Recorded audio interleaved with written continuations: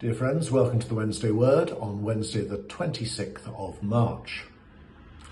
Last week at Saturday Kitchen I had the opportunity to speak about Sarah's death from Genesis chapter 23 as we continued our series exploring Abraham's life.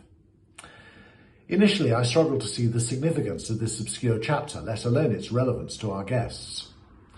However, as I studied it, I discovered its depth, prompting good conversations around our tables afterwards. When Sarah died at Kiriath Arba in Canaan, Abraham chose to bury her there, despite his family home being 1,500 miles away in Ur. The local Hittites offered him a choice tomb, but Abraham insisted on purchasing his own plot to ensure lasting ownership.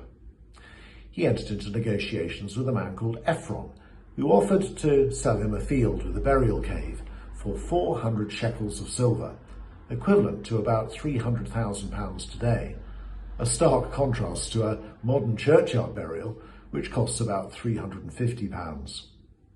This exorbitant price was probably a tactic to dissuade Abraham, but he accepted without hesitation. The transaction was legally sealed, and Sarah was laid to rest in Hebron, about 20 miles south of Jerusalem. The deal worked. The burial site remains to this day, although I don't advise a trip to Israel just at the moment. Why was Abraham so determined to bury Sarah there? Why pay such a huge price? Well, the answer lies in God's promise.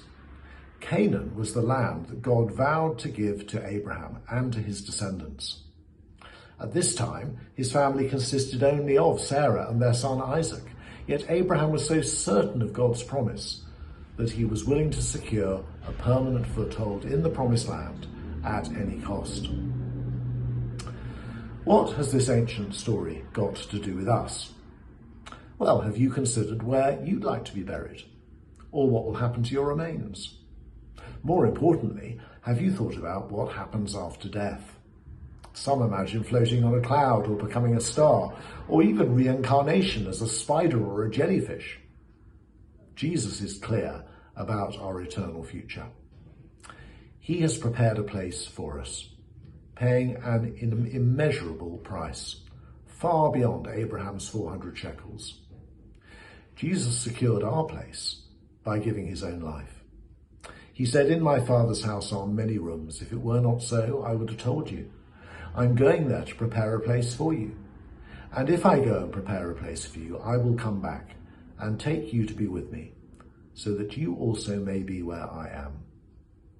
Jesus prepared this place for us by dying on the cross to cleanse us for heaven, and then by rising again to prove that life after death is real for those who believe in him.